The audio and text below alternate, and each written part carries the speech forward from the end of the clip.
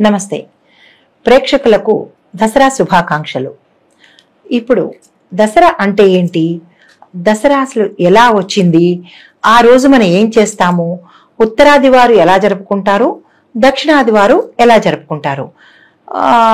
మొదట్లో మనం ఉత్తరాది వారు ఎలా జరుపుకున్నారు సవివరంగా తెలుసుకున్నాము. ఇప్పుడు దక్షిణాది వారు ఎలా జరుపుకుంటారు, అసలు దసరా అంటే ఏమిటి, ఎలా ఆవిర్భవించింది, దాని విశిష్టత ఏంటి అనేవన్నీ ఇప్పుడు మనం చూద్దామన్నమాట. భారతదేశంలో హిందువులు అత్యంత వైభవంగా జరుపుకునే పండుగల్లో విజయదశమి అంటే దసరా. మొత్తంగా ఈ పండుగ 10 రోజులు 9 రాత్రుల పాటు ఈ వేడుకలు జరుగుతాయి. అందుకే దీనిని నవరాత్రులు అని కూడా పిలుస్తారు. ఈ 9 రోజుల పాటు 9 రూపాలలో మన ఆది పరాశక్తి అమ్మవారు అవతారమైన దుర్గాదేవిని ఆరాధిస్తారు. మహిషాసురుడిని అంతం చేసిన మహిషాసురి మర్దనిగా అమ్మవారిని మనం కొలుచుకుంటాం. ఇది చెడుపై శక్తి సాధించిన విజయానికి ప్రతీకగా 10వ రోజున విజయదశమిని జరుపుకుంటాము. అయితే పితృపక్షం రోజులు ముగిసిన తర్వాత దేవీ పక్షము ఆరంభమవుతుందన్నమాట. ఇది హిందూ క్యాలెండర్ ప్రకారము భాద్రపద ఆశ్వీజ మాసంలో పితృపక్షం ముగింపుతో ఆశ్వీజ మాసం మొదలవుతుందన్నమాట. ఆ రోజు నుంచి నవరాత్రులు ప్రారంభమవుతాయి. ఇవి శరదృతువులో ప్రారంభమవుతాయి కాబట్టి శరన్నవరాత్రులు అంటారు. 9 రోజుల్లో అమ్మ 9 రూపాల్లో భక్తుల్ని అనుగ్రహిస్తుంది. చెడును ప్రభావం నుంచి కాపాడమంటూ మనం 9 రోజుల పాటు మనం అమ్మవారిని పూజించుకుంటాం. అయితే ప్రతిరోజు దేనికదే ప్రత్యేకమైనది. అమ్మవారికి చెందిన ఈ 9 రూపాలు దేనికవే ప్రత్యేకమైనవి అనమాట. ఇవి మనల్ని ప్రభావితం చేసే విధంగా వివిధ గుణాలను ప్రతిబింబిస్తాయి. అందుకు తగ్గట్టుగా వివిధ రంగులు ధరించి ఆ మాతను కనుక ఆరాధిస్తే ఆ తల్లి తన చల్లని చూపులు మనపై ఉంచుతుంది అని భక్తుల విశ్వాసము. అయితే శరన్నవరాత్రుల్లో మొదటి రోజు నుంచి 9వ రోజు వరకు ఏ రంగులు ధరించాలి మనం ఇప్పుడు తెలుసుకుందాము. అసలు దానికన్నా ముందుగా అసలు దసరా అంటే ఏంటి? దసరా అంటే దశహరా అంటే 10 పాపాలను హరించేది అని అర్థం అనమాట. అయితే దీనికి ఒక చిన్న కథ ఉంది, అందరికీ తెలిసిందే, మళ్ళా చెప్పుకుందాం. దేవదానవులు కలిసి పాల సముద్రాన్ని మదించినప్పుడు అది విజయదశమి రోజునే అమృతం ఉద్భవించింది కాబట్టి అది విజయదశమిగా మన ఇతిహాసాల్లో పేర్కొన్నాము. శ్రవణ నక్షత్రంతో కలిపిన ఆశ్వీజ దశమికి విజయం అనే సంకేతం ఉంది కాబట్టి దీనిని విజయదశమి అనే పేరు కూడా వచ్చింది. తిథి, వారం, తారాబలం, గ్రహబలం, ముహూర్తం మొదలైనవి ఏవీ చూడకుండా దసరా పండుగ రోజున ఏ పని చేపట్టినా విజయం తథ్యం. చతుర్వర్గ చింతామణి గ్రంథం ప్రకారము ఆశ్వీజ శుక్ల దశమి నాటి నక్షత్రోదయ వేళ విజయం తెలిసింది కాబట్టి ఆ పవిత్రమైన సమయాన్ని మనం విజయదశమిగా చెప్పుకుంటామనేది గురువాక్యం.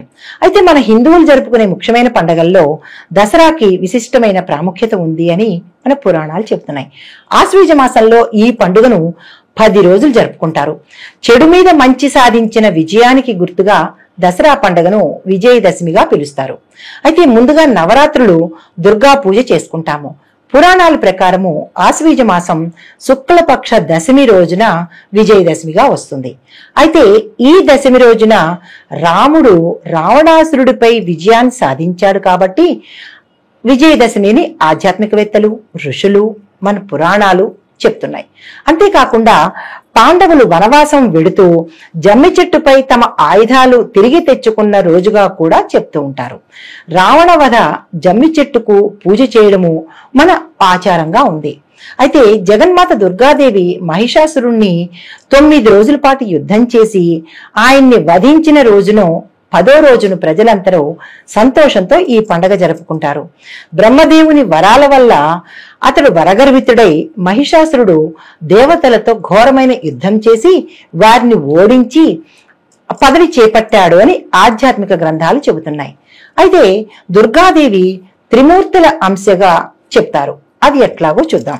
దేవేంద్రుడితో త్రిమూర్తులను మొరపెట్టుకోగా మహిషునిపై రగిలిన క్రోధాగ్ని ప్రకాశవంతమైన తేజో విధంగా మారి త్రిమూర్తుల యొక్క తేజం కేంద్రీకృతమై ఒక స్త్రీ రూపమే జన్మించింది.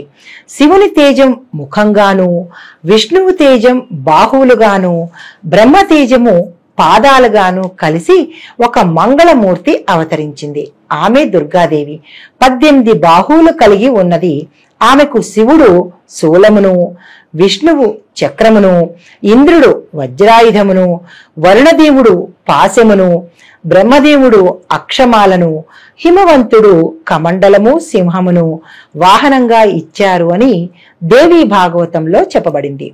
అయితే ఇలా సర్వదేవతలు తమ తమ ఆయుధాలను ఆ తల్లికి సమకూర్చి మహిషాసురుడి సైన్యంలో రాక్షసుల్ని తరపున యుద్ధానికి వచ్చిన ఉదద్రుడు, మహానుడు, అతిలోముడు, భాస్కరుడు, బిడాలుడు ఇలా మొదలైన రాక్షసులను సంహరించిన తరువాత దుర్గాదేవి మహిషాసురునితో తలపడింది. ఈ యుద్ధంలో ఆ దేవి వాహనమైన సింహము శత్రువులను చీల్చి చెండాడిందని, దేవితో తలపడిన అసురులు మహిషు రూపము ధరించి సింహ రూపంలో మానవ రూపంతో భీకరంగా పోరాడి చివరకు తిరిగి మహిషి రూపంలో ఆ దేవి చేతిలో హతుడయ్యాడు మహిషాసురుడు. ఈ విధంగా అప్పటి నుంచి మనిషిని సంహరించిన రోజును దసరా పర్వదినంగా పిలుస్తున్నారు.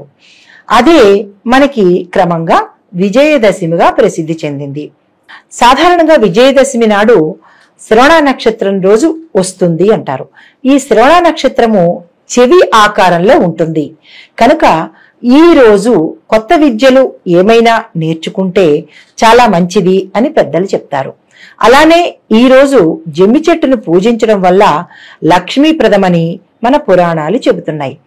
ఎందుకు శమీ వృక్షము మంచిది అంటే శమీ వృక్షానికి మరొక పేరు సువర్ణ వృక్షము.